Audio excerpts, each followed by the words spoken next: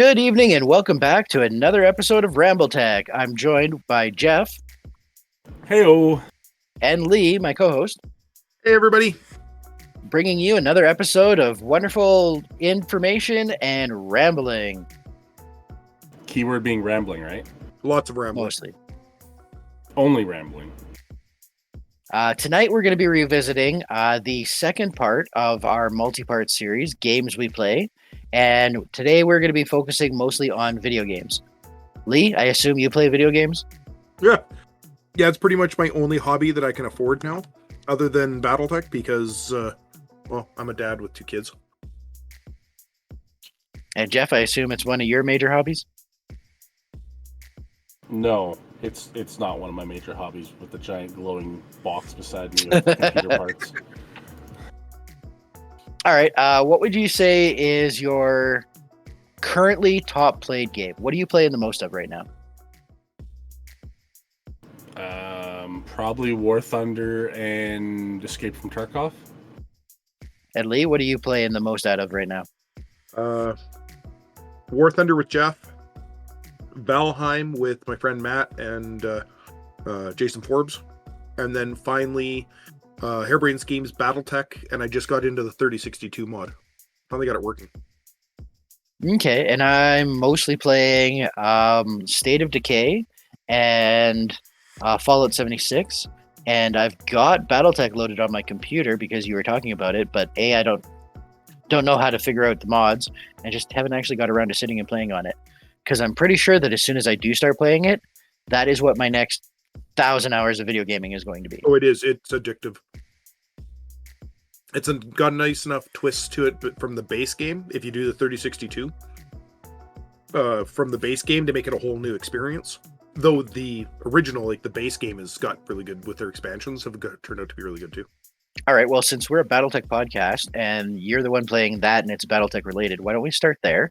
Tell us about the game itself. What is Battletech by Harebrained Games Studios? Harebrained Studios, Harebrained whatever it is. Schemes? Yeah. Don't worry, the cease and desist letter is already on its way. It's kind of hard to explain. It's a turn-by-turn based game. Well, turn-by-turn based isn't quite right. It's a movement and order, but they've changed it from the board game. The movement order is based off of weight of mech. So your light mechs go first, and then it works its way up to your heavier mechs. There's skills that can allow you to modify your turn order. Not quite like a base board game. It's originated with a now canon, but at the time fictional periphery state.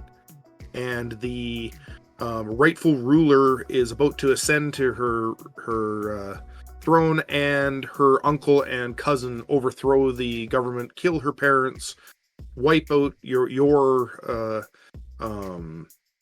mentor, and you have to go on the run thinking that she's dead. Oh, that sounds pretty standard for most anything that has a royal family in it in any kind of scenario.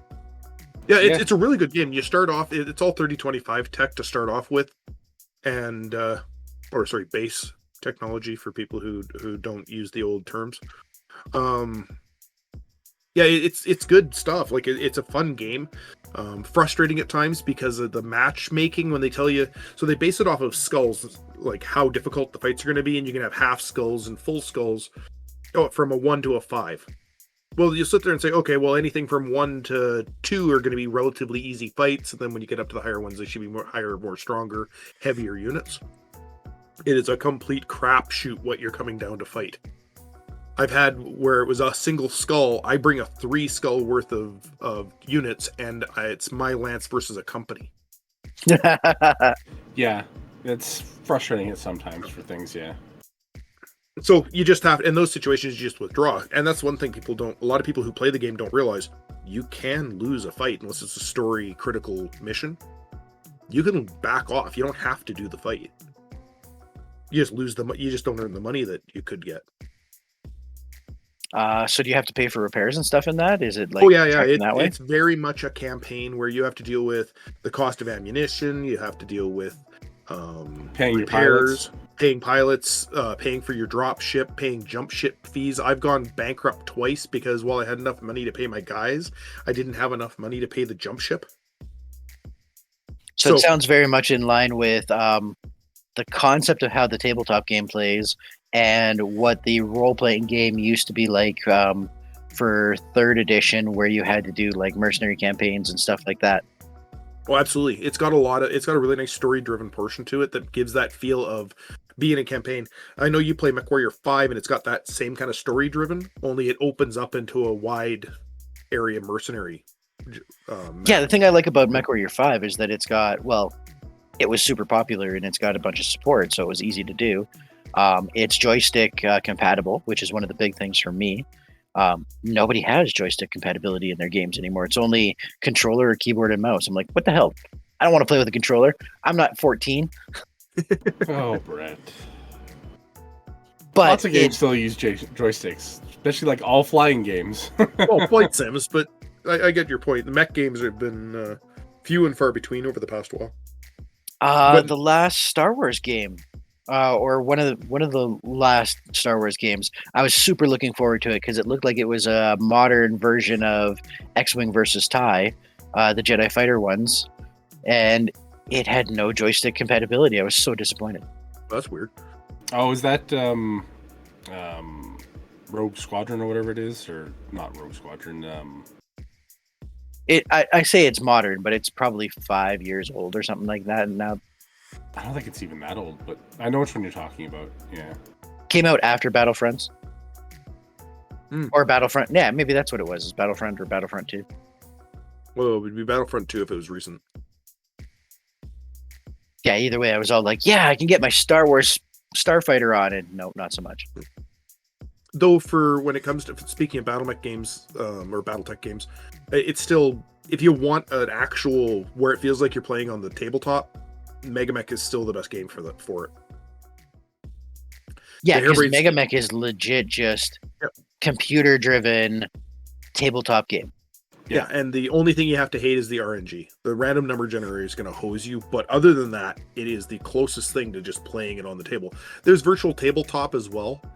Tabletop sim is tabletop sim is exactly like playing on the tabletop. Yeah, it's just you're playing on your computer with the other people.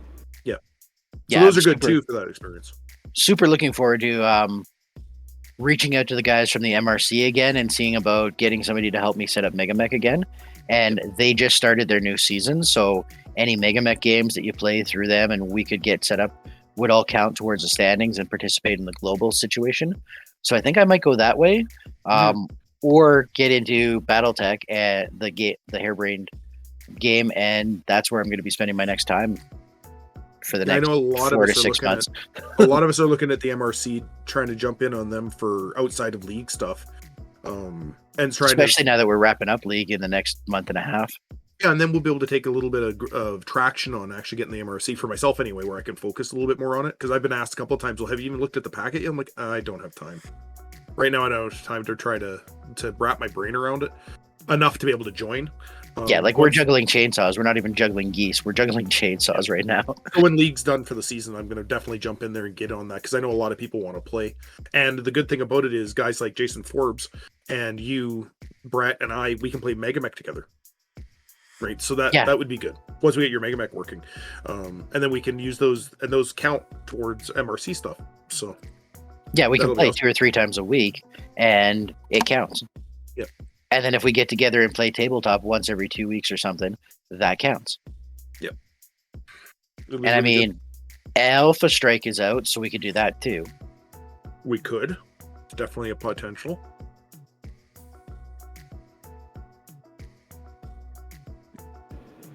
So that is pretty much the BattleTech game. That's a little bit of deviation. Let's go with Geoff. What's your favorite genre of video gaming to play? Do you like first-person shooters, RTSs like real-time strategy? Are you more into simulators like MechWarrior or something else? All of the above, really. I play a bit of everything, so I don't know. I enjoyed like the 4-time strategies like Stellaris and Europa Universalis and Hearts of Iron. Those are good. Yeah. Civ, stuff like that. You know, I really enjoy playing those. Just I enjoy playing them with friends. So Yeah, I like my strategy games because it's a lot. It's really awesome to be able to be like, okay, I'm investing in it. It's going to be a 3-hour game, which is awesome, but I don't have to worry about sitting at my computer for 3 hours consistently because it's turn-based. I can be like, okay, I'm going to do this, and then I'm going to vacuum, and then I'm going to come back, and I'm going to do a turn or two, and all of a sudden it's 2 hours later, and then I'm going to go in and start cooking dinner. Yeah, the one turn more games. Yeah. Yes, one more turn. Yeah. Oh, and one more turn, I unlock this technology. Oh, and 2 more turns, I unlock that technology. I think that's a sign of our age, though, Brett, because I used to be all about kind of like the Twitch reaction games when I first started playing video games. I was never good at them, but I was always into that. And then as I got older, Civilization started adding more to my plate of what I wanted to play. SimCity. I got way more into building stuff, like building an empire or building a city or something like that. Feeling like you're accomplishing something instead of just... Yeah. Like I play War Thunder, which is my Twitch game, and I am mediocre at best at that. And everybody seems to be either faster, smarter, or more accurate than I am. But they're still fun to play. Like I've had great games at that. But yeah, I've got moved more towards the either survival games like Valheim. Valheim's a great little indie game. Yeah, I love Valheim. I like it with the community. I've tried to play like solo, and I just frustrated the crap out of me. Solo would be terrible. A friend of mine and I got into it early on, and that's the game that we play a lot of. Probably the most number of hours right now. Though Geoff and I play quite a bit of War Thunder. Mm-hmm. And then RimWorld. Have either of you played RimWorld? Oh yeah, I have not. Yeah, I have. RimWorld is a blast, and they've got a multiplayer mod that same friend that plays Valheim with me. We both actually play a lot of that. The only problem is whenever they do updates, it completely wrecks all of the mods, and you got to wait for them to fix them because you have like 10 or 15 mods that you're running, and you got to wait for them to update the mods to work with the new main game updates. I think that's probably what keeps me away from mods for most games, other than I struggle to get it installed in the first place. But then anytime there's any kind of a minor patch, mods are screwed, and now your game is messed. And for me, it's just not worth the frustration later. It really depends on the game and that most mods you don't need to update when depending on the patch, or most mods actually they get updated like maybe a day after a major patch drops or stuff like that. So. And some are actually hand in hand with the developers, and they actually get to update their mods before it goes public. Yep. Now the exception to that is Fallout 4. Years ago, I played the hell out of Fallout 4, and then I came back and I played the crap out of it modded, and then I played it a bunch more with different mods, and it just felt like it was different games every time. The story was not replayable, and it was very like, yeah, okay, basic, but when you add in all the mods, all of a sudden it starts becoming a different game. Yep. I think that's the one first-person shooter I've been really into was Fallout. A very sad day when Fallout went to first-person shooter. Oh, versus the third-person turn by turn? Old turn-based type deal, yeah.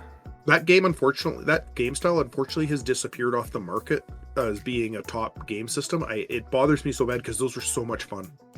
You can still get the odd game that's like it. The Wasteland series, XCOM. XCOM is the modern versions.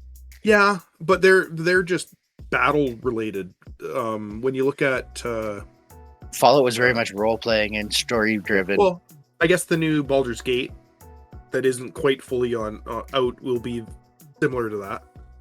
So yeah, I guess there is some. It just feels like they've kind of faded away from things like that. Well, I think a lot of it has to do with the fact that they just changed the style. Fallout went to real time versus like the VAT versus turn-based system versus turn-based, and I liked it as turn-based because the story was more interesting. Well, it's had like 3 iterations of lifespan. It was Fallout 1 and Fallout 2, where it was totally turn-based, isometric, over-the-shoulder, top-down.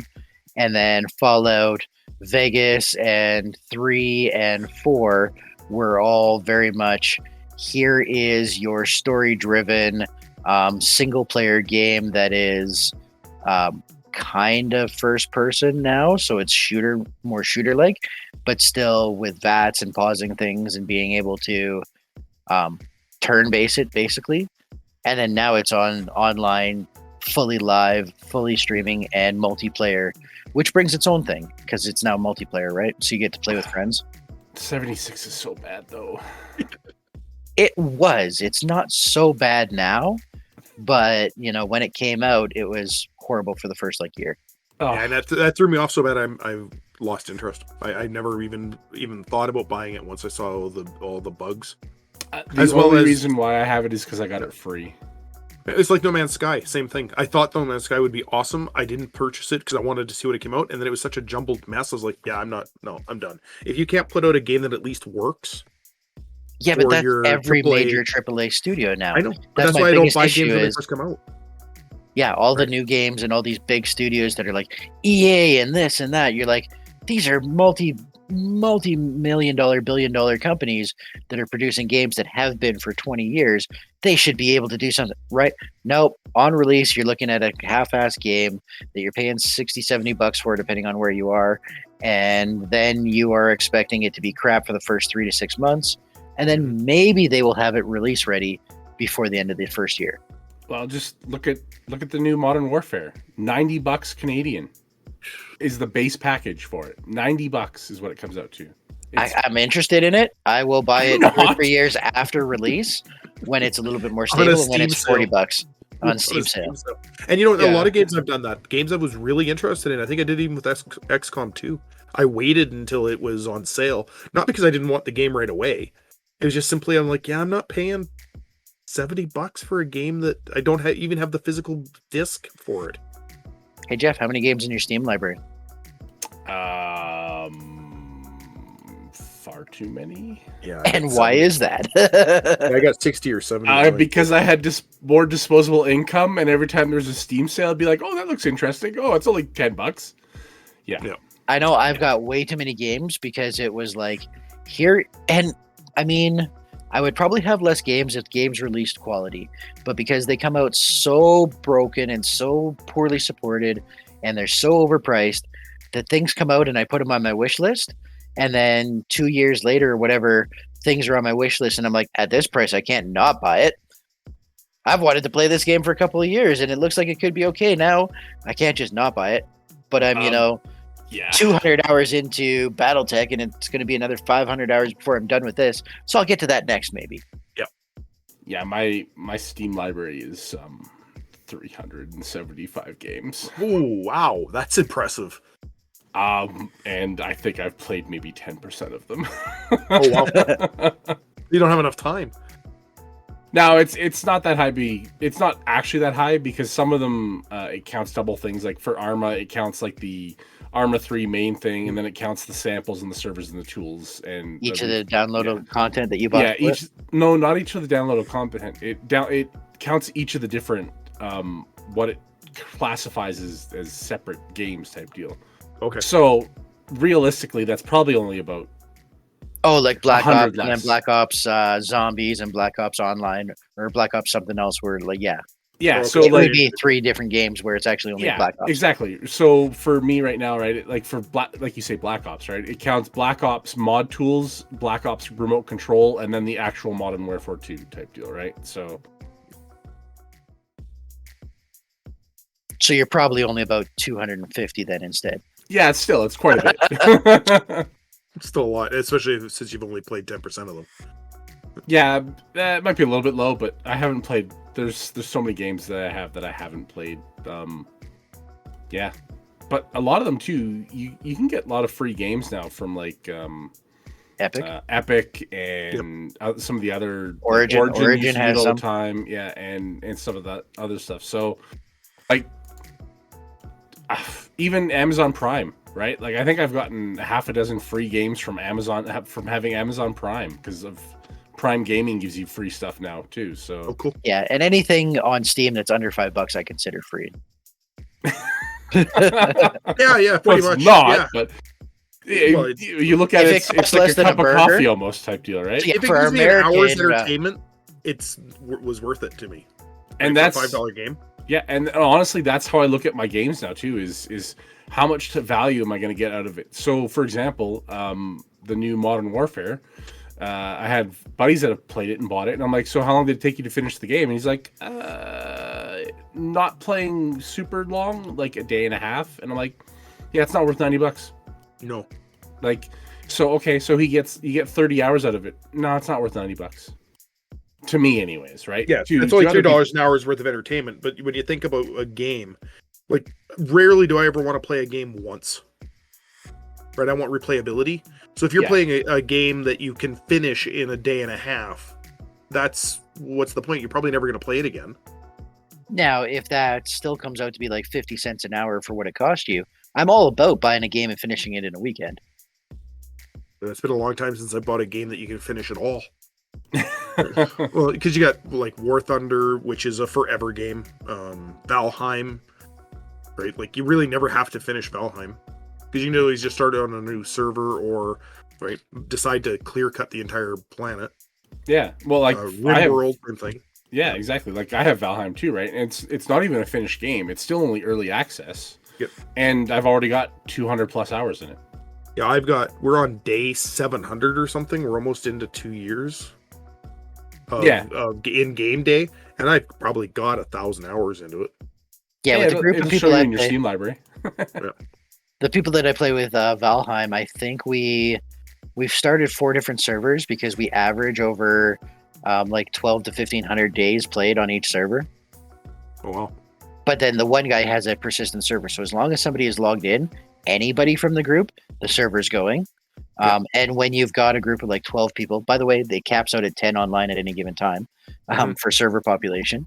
But yeah, if you've got a dozen or more people that are logging in, your server's up more often than it's not. Yeah. Yeah, no, I've got to say that game keeps a lot of time just going and chopping wood and hunting and cooking and farming and all that. It's a lot. Yep. My part of the community, all I basically do when I do it is I log in, I go in lumberjack until all of the storage boxes that are dedicated for lumber are full, and then I go in, harvest the garden, and then I replant the garden. Or actually, what I usually do is harvest the garden, then go lumberjack. By the time I'm lumberjacking, the garden's ready to be harvested again. Harvest that, replant it, and then I'm done for my like hour and a half or 2 hours of what I wanted to play for the day. It's like logging into a job sometimes. It literally is, if that's what you want to do. That you paid to do. You're not even being paid to do it. You actually paid money to go do this. I find games like that immensely entertaining, but when you sit back and look at them and going, there's so many better things I could have done with my time, like laundry, dishes, Yeah, but there's other people in the community that are just amazing at building, though. I'm like, I would be very mediocre. Here is my box house. It is a box. I somehow managed to get 2 floors on it and a door and a roof that didn't leak, and it's not filled with smoke. And then I come into other people in the community and they're like, here's legit my castle that you have to run for like 5 minutes sprinting before you get from one end to the other end. And I'm like, I live here because you built it, and you built it because I collected all the wood and the stone that you needed.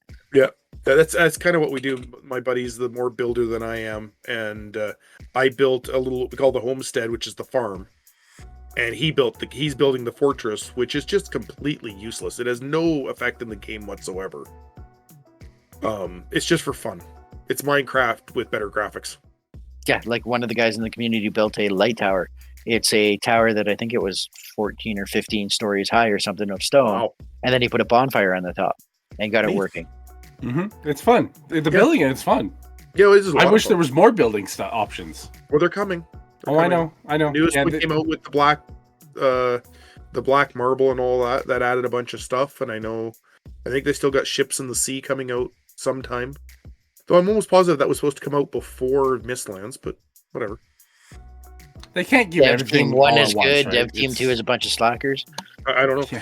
Yeah. They announced that the Ships in the Sea was supposed to be coming out, and then all of a sudden it was like Mistlands is coming, and then a week or 2 later, here's Mistlands. Like, right on. The worst part is the game was out for long enough that we've explored a lot of our server, and then they tell you, oh yeah, by the way, Mistlands won't populate if you've already discovered the Mistland area. And that's why we're on 4 servers. And which is why every time they have a new major release, it's like, okay, new server. Yeah, well, my friend's out of the country till the 10th, and when he gets back, we're talking about picking up a persistent server and going. Did you mail order your friend? No. Sounds like it, right? He's in France right now with his girlfriend. When he gets back from France, we're going to set up a persistent server and change gaming servers. Is this like how kids used to say, "Oh, I have an American girlfriend" type deal, or you never met her?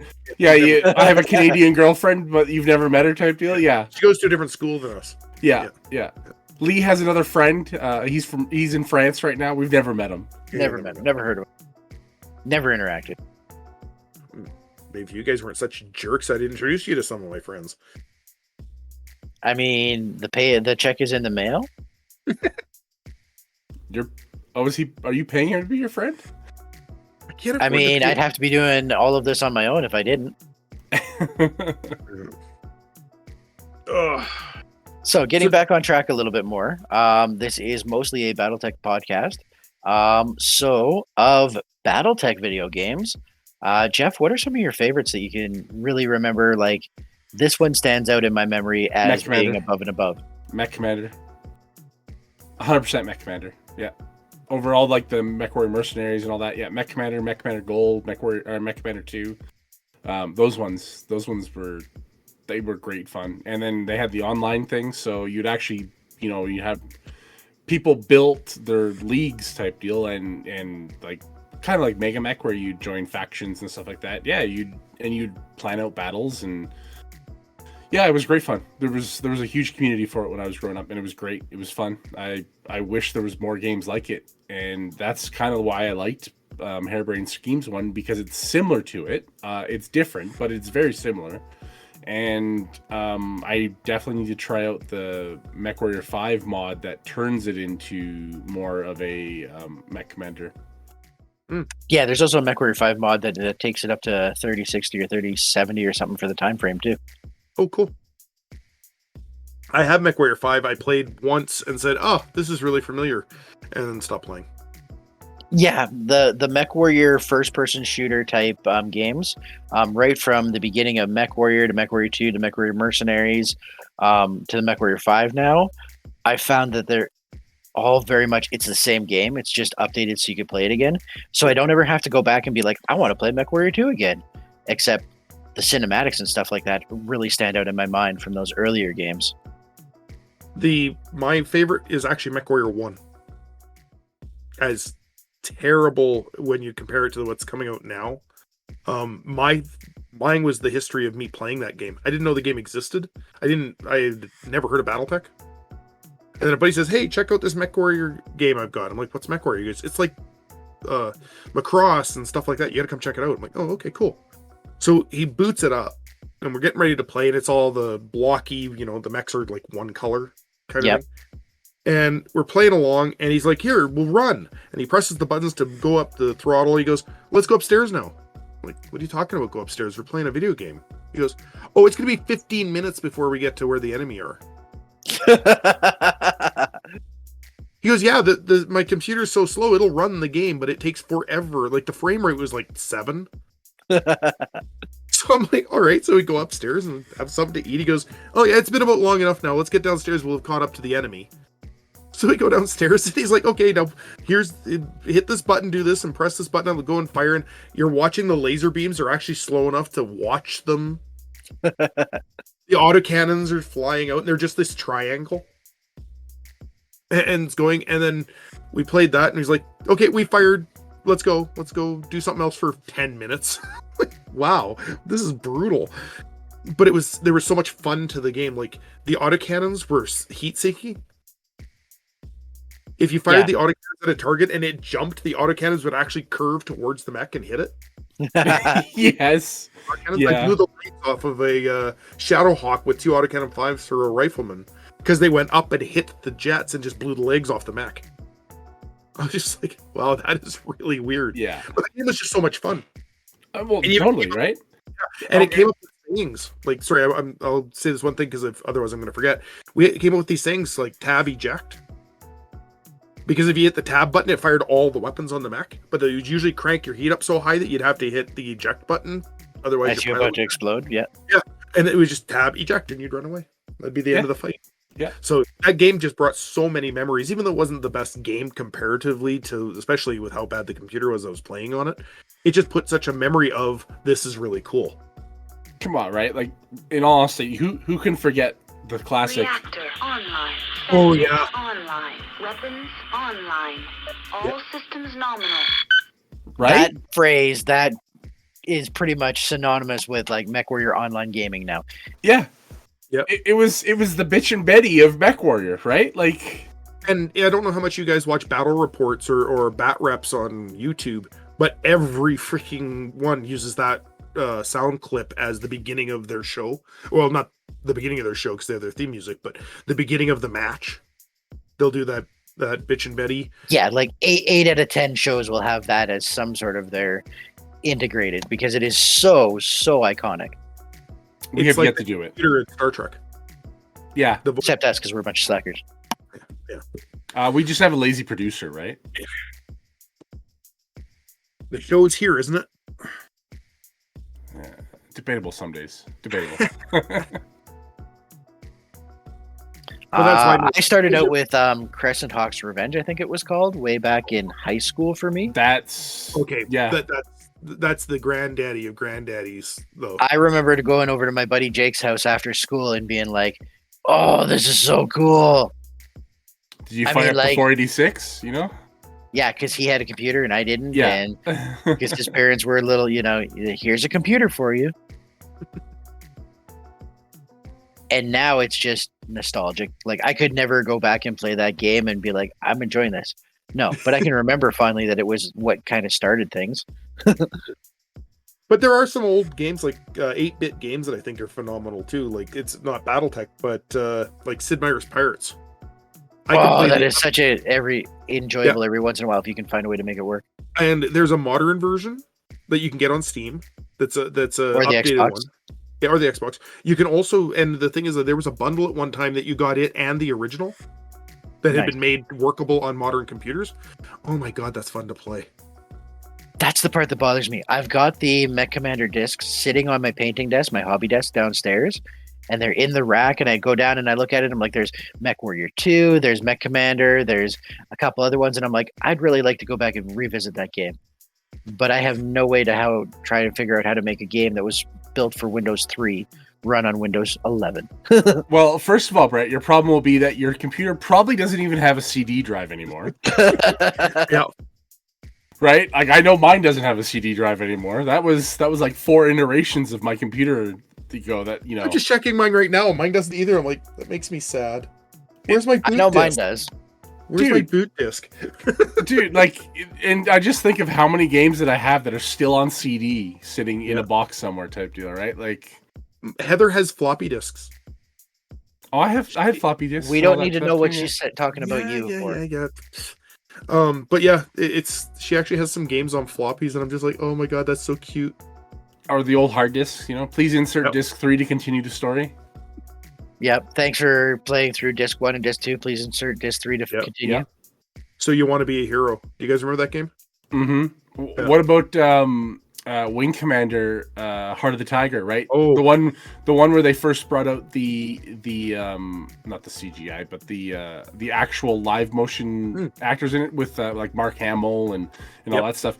And that was 4 discs or 5 discs for it. And you'd go to different missions, it'd be like insert disc 6 or disc 5 or And then one disc gets wrecked, and your life's just over. Yeah, then you're like, oh. I guess I'm done playing that. I can't bring myself to throw out all this old stuff, though. I'm like, it's not playable. I can't get it to run, but it's still sitting there, and I look at it, and I can't just declutter because it's there for nostalgia. Yeah, that's a lot of our gaming stuff too. Like I was talking to you last night, Brett, about all the games I have, like board games or role-playing games. I've not thrown out a bunch of them or sold them because they're mine. Mm-hmm. I'm not getting rid of them. Mm-hmm. I spent good money on those games. I'll never play them again, but I can't get rid of them. Yep. Yeah, I could probably purge 200 pounds out of my house of just stuff with like, I'm never going to be able to play this again. I'm never going to be able to use this again. I haven't even touched it or looked at it in 15 years. Why do I still have this? Oh yeah, because I paid money for it. Hold that thought, Brett, just a second. I'll be right back with something for you. Uh-oh. Is he bringing me an external disc reader that will play or an old computer? All right, Brett. Yeah, you remember the game that I'll never join you guys with those, right? You know? Yeah. Oh my EverQuest. God. Yep. Oh, Evercrack. Oh, so that game just about ruined me for MMOs. I It's played still the game. I know like 2 or 3 marriages that game ruined. Yep. But I But also I- know 2 or 3 that it like completely solidified, and the people were happily ever after because of it. I know someone who got married to someone they were playing with in their guild. Oh, I know that. And Yeah, they met up. They met up after playing for years and all that. Before this voiceover stuff was even perfected, and they met up and ended up getting married. One game I always wondered what happened to it. It must have been EverQuest that killed it, but like Ultima Online. It's Yes. still out there, I think. Actually, Is it? Because I know people played they I mean, lived for the game. EverQuest is still out there too, but Ultima's still out there. EverQuest 1, EverQuest 2. EverQuest 2 is just horrible, pointless. Oh, EverQuest 2 is just so bad. Yeah, that was World of supposed to be the salvage that World of Warcraft stomped on EverQuest, and then that was no. We'll be competitive again by releasing this No. other one, and no, you could have just made EverQuest better. Thank you for showing us that, because that brought back a huge amount of nostalgia of wasted hours. And money, because I remember every time there was a new expansion, I couldn't just, buy the expansion. I had to fully rebuild my computer every time because it needed such a better graphics card. And that was back in the day when everything was changing so rapidly that your video card only lasted 2 years, maybe. Yeah. So the funny thing is, right, is I told Brett, how long were you and Jake and Buck and all those guys that I had known you?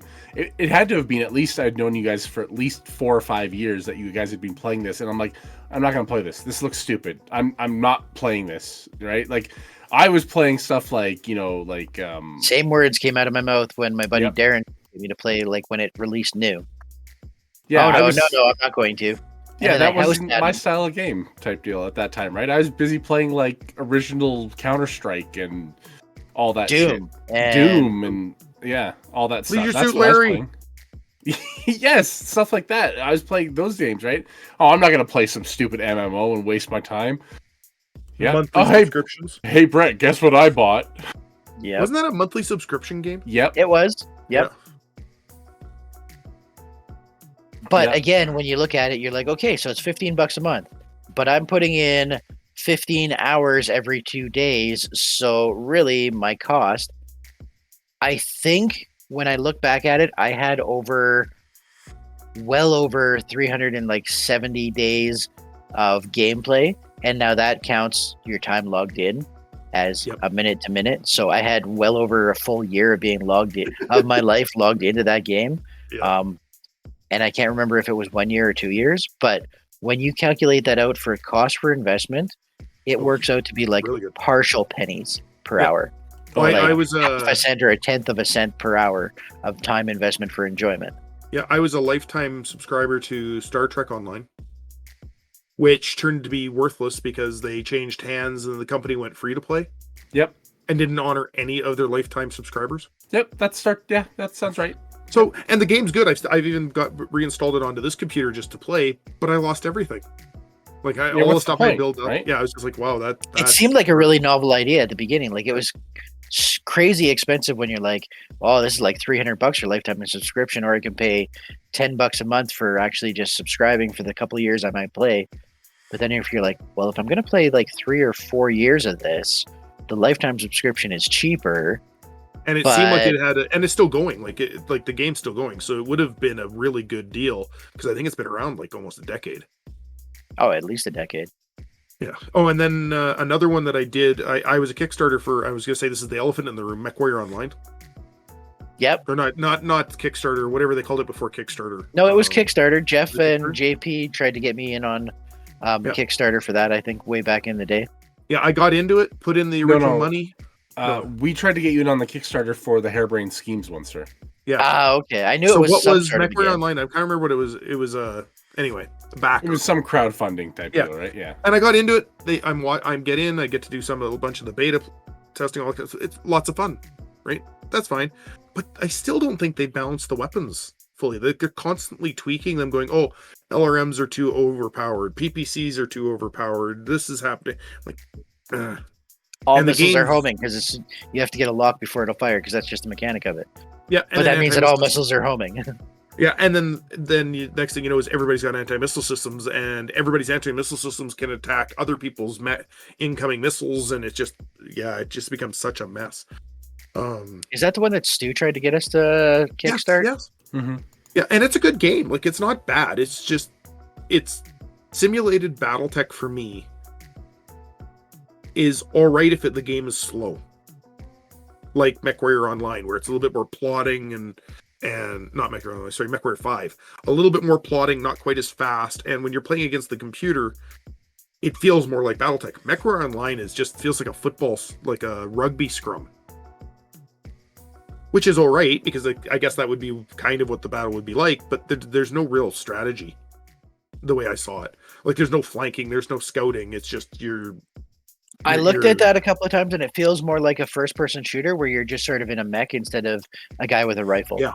That's what I found when I tried it too. Yeah. Like, you're running along, and you hit your jump jets, and you leap over this hill, and then you back down, and then you crouch, and then you pop around the corner, and you unload, and then you jump jet back over the hill to get rid of all your heat and wait for reloads. Yeah, the It game's felt good. very first-person shooter, but Yeah, and some people love it. I much prefer like War Thunder, a little bit slower gameplay. And as I'm slowly working my way up, the maps are getting bigger, so I like that because there's a little bit more reason to do recon. Geoff got me into World of Tanks back in the day.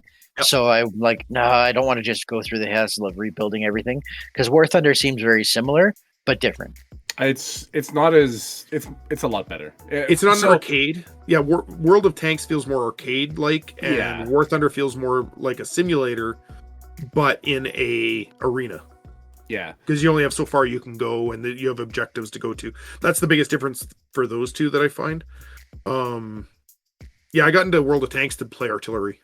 I really liked playing artillery. Mhm. That was Yeah, I was heavily into World of Tanks too, and then War Thunder. I like War Thunder just because we play realistic battles, right? So it's realistic in more of a sense that it's not as cartoony as like World of Tanks is type deal. In my eyes. You mean you don't have the Chuck Norris version or the Warhammer 40K battleships? Yeah. And Yeah. Pretty much. Yeah. As well as the other thing is with World of Tanks, you generally don't one-shot a guy. Like, you can crit him, and it does happen where you one-shot a guy, but usually it's I hear you get killed all the time. No, that's War Thunder. That's Okay. Lots of War Thunder. But War Thunder, you can just be one-shotted quite easily because it's armor penetration and angling and location that you're shooting the mech. Like, it matters. So yeah, I like the realistic ground battles quite a bit. Though the planes can be kind of annoying in the realistic ground battles. Nice. I You think just I gotta learn how to enjoyed- fly better. No, I'm not talking about as a pilot. I'm talking about as a ground unit because it's just a shooting fish in a barrel, right? We have a small area that we can be. They know Yeah. we're going to the objectives, and they just lambast, which is the way the game's supposed to be played. And as long as you have a good air force helping defend you, usually that doesn't happen. Air superiority is important, and I like to pancake my planes when I am flying into the ground. What about World of Warships? Or whatever it Played was. A lot of that.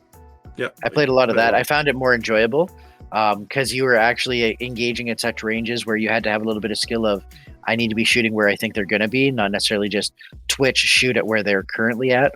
Yeah, or you're firing a laser, so there's zero time between the moment the beam comes out and when it hits the target, so leading isn't that important. Yeah. I can compete against these Twitch gaming teenagers and preteens. I love that game for torpedoes. Like, it's fun to launch the torpedoes and hope that they sail into them. Yeah, be a little destroyer and just go around. Yeah. Did you guys ever play Navy Field? No. No. Oh, that was it looked like Micro Machines because it was a straight top down. I guess it might have been at a little bit of an angle, but the ships were little tiny things. So all 12 ships would be on the screen. It could be on the screen at one time, or 12 per side. And the rainbow of love of torpedoes being fired out across the map. And you can only see yours at first until your sight, you guys actually spot the rest of the torpedoes. And some guys were geniuses with their torpedo spreads. There was just absolutely no way you could avoid them. It was beautiful. What I would kind of love to see is like a real-time command and conquer with mechs and vehicles and calling in aerospace strafes. I would like to see that. Like, I would like to see a BattleTech real-time strategy game. Ooh, Oh yeah, that I would be think interesting. that'd be great, right? I want a 40K one also, so you know. There's lots of those, but there's not very good, No, many good yeah, ones. they're not exact. I want like a 40K that's like Stellaris type deal, which is like a 4-time strategy. Yeah, Oh, the Stellaris Birth of a Federation, which was basically Masters of Orion 2. mm-hmm. Oh, those are all on my list because, again, games, I want to play these, I want to engage in it, but haven't got around to getting to it because it hasn't been high enough priority. All in my Steam library, never been played. Lee, I have a board game I want to introduce you to. Oh, yeah, are you showing it to me, or are No, you just no, telling me no. about it? Okay. No, it'll only take us 40 days to play. Oh, I love that idea. What is it? It's the campaign for North Africa. Is that game that you sent pictures of us? Or No, that's World in Flames. Oh, okay. Yeah, it's similar to this. So the campaign for North Africa is one of the longest board games. Its average time is actually about 40 days of playtime. Oh, that would be fun. You literally keep track of every unit, so down to planes, pilots, trucks. It's ridiculous. Is And it got like squad leader type squares with Yes. 17 million bits of information on a Mhm. single? Yes. All right, that'd be a good on a slow game. No On thanks. a game where you're taking your time. That sounds could handle awesome. that. I could never dedicate the play space to keep that up. It would take up your gaming area right now, Brett, where we play D&D and all that. That's what it would Exactly, take up. which is Yeah. why I could never dedicate the time. Dedicate 40 days for it. Yeah, and I've got enough room in my house to do that. Well, like I But play World in Flames. Can you dedicate right? a room that can't be used for the next 2 months and not have your wife want to kill you because you have a board game set up there? Well, the other downside is he has cats, so No, I only have one, and she's getting old. She doesn't go into the rooms. Well, either way, we could probably have made it work. But yeah, no, I'd love to check that out. That'd be cool. I do like those kind of games. I'm a big Warhammer 40K. I think the game's great. I just can't afford to get into it. So, other than that, I think it's amazing. we know people that could 3D print you an army. Or have multiple that could loan you. Or loan you, yeah. But I don't. Hell, I know somebody who has an army that's unassembled. That's true. Yeah, you do. Yeah. I'm sure you know multiple people, Brett, that have armies that are unassembled. Most people I know have partial armies that are unassembled. They have at least one battalion of mechs that No, aren't painted. I Aren't have even a primed. couple of pieces that are assembled of a army that is purchased and waiting. I have two things assembled out of the army.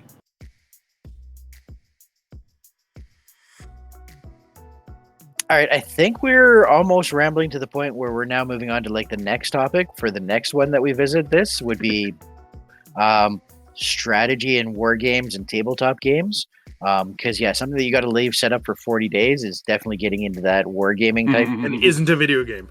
And So isn't a video game. definitely No. So Lee, is there any other video games or video game Battletech that you want to touch base on that you really are dying to talk about? Nothing I really want to die and talk about, other than I just think it's great that we have gotten this so many different ways to play Battletech, from the old computer games to the MechWarrior Online to Harebrained Schemes, Mega Mech, actual tabletop, Alpha Strike, that strategic campaign game, the strategic game board or books, and the tactical books. I think it's just so amazing how things have expanded and moved, and that this game was never dead. It just took everybody else to realize it, and one Kickstarter to really get things going. I'm really glad to see how much Battletech has livened up. Yeah, it's really nice that it's gone through a couple of iterations, that it's had its lifelines when it needed it. It was Battletech, the tabletop game, and then all of a sudden it was computer games, and breathed a lot of life into the company and got it going, and then it got sold and it kind of died, and then another couple computer games came out, and people are like, oh yeah, this thing that I'm going to love and enjoy. And then, I mean, we had somebody drop in today at gaming, or at our playoff game, and he was like, yeah, I've done a lot of online, but I'm super interested in getting to tabletop and doing this. And do you mind if I sit around and watch you guys for a little bit? And that was pretty awesome.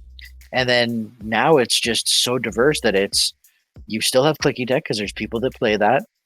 Dark Age. There's people that play Alpha Strike because it is a quick. The more I look into it, it seems like it is a skirmish game that you can play and just have a little quick game. What I would enjoy in class is a good skirmish game. And then you have the classic, which is here's our war game, here's my strategy battle game. Mm-hmm. Yeah, it's nice to see that there's, like you say, there's so many options for Battletech now. What was it? I think I was scrolling through and I saw one headline saying that Battletech is like officially one of the biggest names in tabletop gaming right now. It is. It's in the top 10. I think they sold like 9 million miniatures last year or something. Yeah, it's just going off. Or in the last 2 years or something. And they've got another big Kickstarter coming up, I believe. Yeah.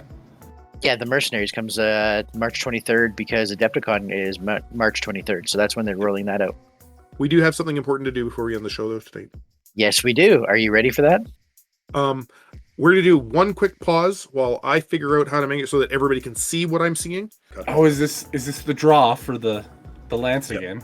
Yes, this is where we're going to be drawing the Merrick painted lance because Battle Basement did not get a hold of us, and we want to make sure that that wonderful, beautiful lance gets into the hands of one of our subscribers. And now that Lee's got that up, we're back at you.